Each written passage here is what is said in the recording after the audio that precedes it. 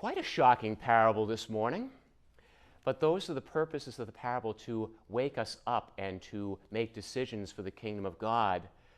It's blessed to be with you to celebrate these sacred mysteries, but in full candor and honesty. From here, I'm going to the movies, which is one of my favorite day-off activities, looking forward, as it were, to see the new Martin Scorsese film called The Irishman. And it is based on true events. And being a Scorsese film, I checked to see what the U.S. bishops have seen about it. They haven't registered whether it's a, well, since it's a gangster film, I have an inkling that it may be a little violent, a little bit of bad language, so just be cautious if you see the film. But Scorsese often bases his films on true events, and so it is with this current film, The Irishman.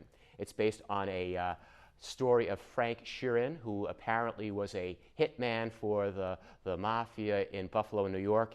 And the book is called I Hear You Paint Houses, which is crime speak for I hear you're a hitman. Now people are looking to see how true this film might be into reality. But why am I mentioning this? The parable today is based on a true event. When Jesus uses a parable throughout the Gospels, more often than not, it's based on a general experience, whether it's cleaning a house, finding a lost sheep, or tending a vineyard. But this parable is about what happened in history. When Herod the king died in 4 BC, there was a vying for the territory. Archelaus, one of his sons, claimed the kingdom of Palestine over his 2 brothers, and human nature being what it is, they didn't like that all that much. There was divisiveness. So Archelaus went to Rome to appeal to Caesar Augustus, who confirmed his rule, not after which some Jewish soldiers went to say, we don't want this man as our king because he's too violent. But then his kingdom was granted, but then it fell in 6 AD. Josephus, the historian, wrote about that, and many people who were hearing Jesus' words on the way to Jerusalem would have known about that.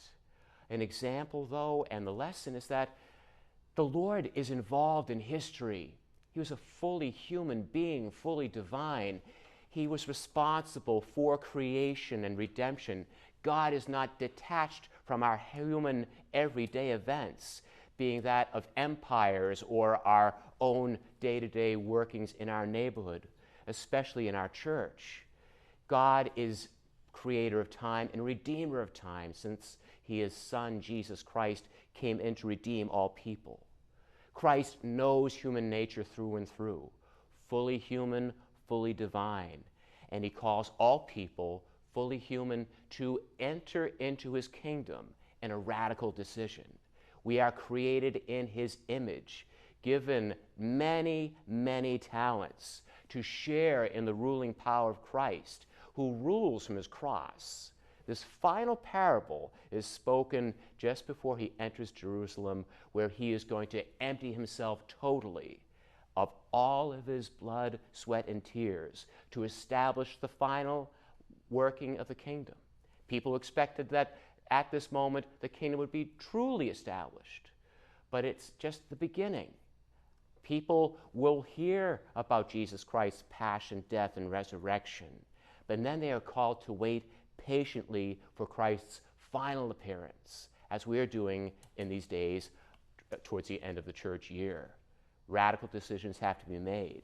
We who are part of this new community, we have felt Christ's emptying of his very self. All of his talents, if you will, are poured out into us in a simple beginning of baptism. And from there, more is expected to us as we take the journey of faith, receiving the fullness of Christ's body, soul, and divinity at the Eucharist, praying this Eucharist for our families and friends, for our beloved deceased, those who are ill, in our churches, in our homes. He multiplies his own life, his body, into our bodies, individually and collectively as church. And at the result, our prayer is that this multiplies into the everlasting treasure in heaven. Christ's passion is something that money cannot buy.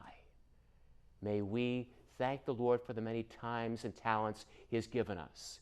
And if we're having trouble recognizing how God has designed us to be, maybe take a moment to pray to have the Lord reveal how our vocation as the people of God can help others enter into this wonderful kingdom where Christ claims victory over sin and death.